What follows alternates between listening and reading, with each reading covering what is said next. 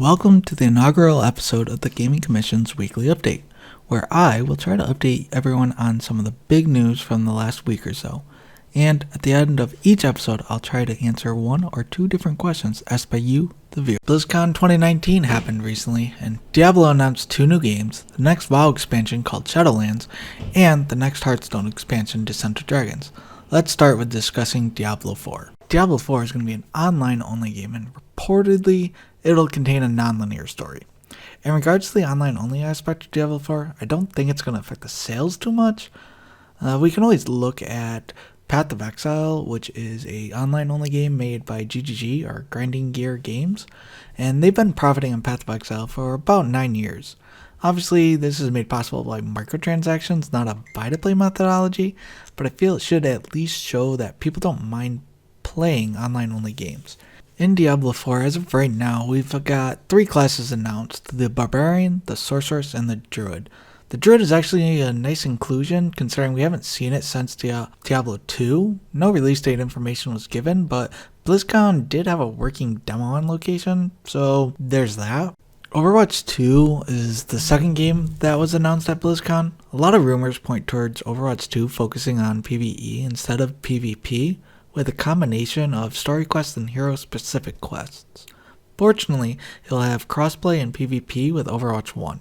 It almost sounds more like an expansion instead of a new game, if you ask me. Great news for any cosmetic collectors. All your cosmetic items from Overwatch 1 will carry over to Overwatch 2, so you won't have to rebuy them or find them. All this is according to Blizzard, though.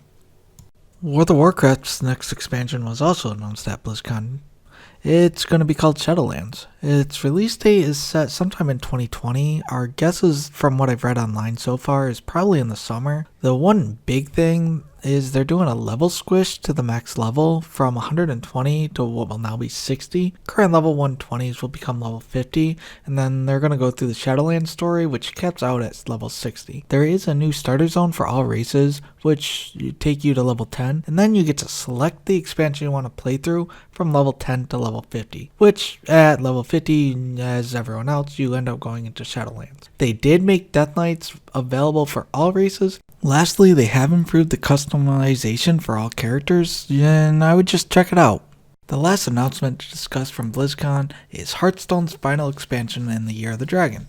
It's going to be called Descent of Dragons. It's going to release December 10th, and every class is going to get its own legendary dragon. Also announced was a new mode for Hearthstone called Battlegrounds. It is inspired by the auto battler scene like Teamfight Tactics, Dota Underlords, and Auto Chess. It is supposed to be out in early access to BlizzCon attenders, whether virtual or physical, on November 5th and November 12th for everyone else. Before recording, I had asked the group if they had any questions that they wanted answered, and I did have one request.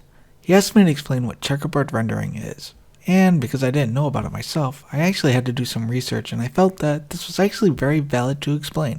Checkerboard rendering is currently used on the PS4 Pro, and the Xbox One X. It is the style of frame rendering that they both primarily use when playing video games at 4K. This is how the current gen consoles can play games at 4K when equally priced computers cannot. So your questions were probably thinking right now, what is checkerboard rendering then? Checkerboard rendering is a style of generating a frame by only rendering half the pixels in a frame in a checkered board pattern. The GPU renders that half, sends it to a cheaper piece of hardware that will store the rendered information. The GPU then renders the next frame and sends it to the cheaper piece of hardware.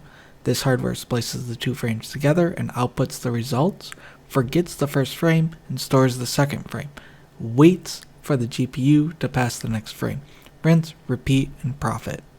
In short, the GPU, which is the most expensive part of the hardware, doesn't have to be as strong, as it only has to render half the amount of pixels that it would normally be required. The hardware that holds and splices the 2 frames together is exceptionally cheaper than the price difference between a GPU that can natively render 4K and one that can render 2K, which is what the console's GPU is effectively doing in this case. So I want to thank you for watching, and I want to offer that if you have any questions, feel free to leave them in the comment section below, or keep an eye out on the Discord, or comment on the post in the group. And if your question gets picked, it'll be in the next episode. Thank you and have fun.